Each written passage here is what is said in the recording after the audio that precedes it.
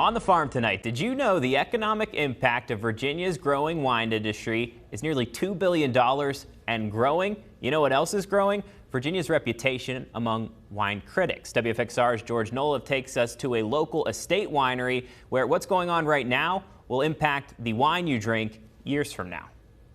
It's taken a lot to get it where we wanted it. You might think of winemaking as the place where science meets art. The Cab Franc obviously is one of the prettiest vines, I think, outside. It also makes one of the nicest wines. The wine is still alive in a way. Thomas Van Diver is a winemaker. He owns Ramulose Ridge Vineyard in Moneta. It's a 24/7 process. Sometimes the work's done inside. You want to make sure that nothing's going crazy. If the pH starts to drop, that could be indicative, right, of a microbial activity that you don't want. And so you take corrective measures. And then, of course, we test it with the old taste test. And sometimes the work is done outside. Still got the littlest bit of green in it, so we're making progress. We tend the vines. We want them to last us 20 or 30 years. And so every winter when we prune, it looks like a bunch of dead sticks out here.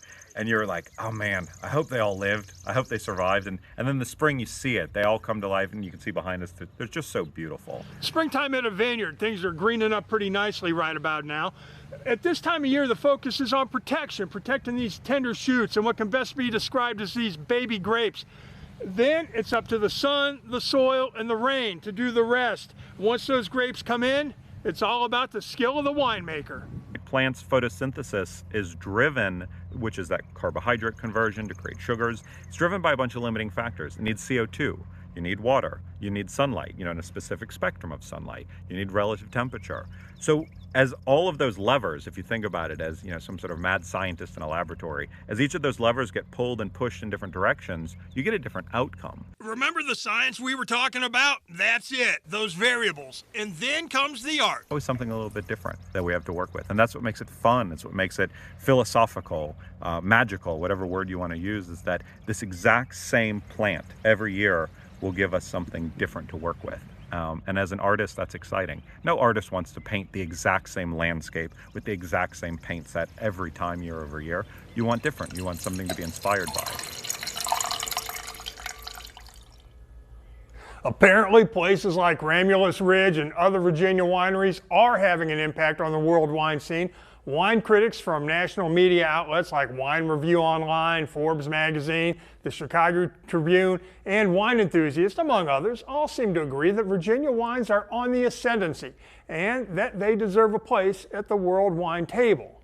Now, George, what exactly has Virginia done to deserve this reputation?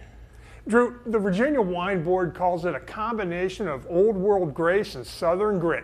There are more than 300 wineries in Virginia. Most are smaller family-owned operations dedicated to treating winemaking as a craft, but they're also willing to take a chance. When you talk about taking chances, I think you got a bottle of it right there. It's a bottle of Viognier. Yeah, that's yours, buddy. It's a bottle of Viognier, courtesy of Ramulose Ridge Vineyards. Interesting story about Viognier. It's a French grape, and it was only grown in a small area of France because it only thrives under very specific conditions. Wow. While conditions for Viognier were pretty limited in France, Virginia is perfect for it. Now Virginia produces some of the best Viogniers in the world. Something to be proud of. What's the old saying, the squeaky wheel gets the oil? Well, the squeaky wheel took Friday off, and Kathleen's not here, so this is all mine. We'll have to share it with her eventually, maybe when we're not all working. Thank you, George. Thank you.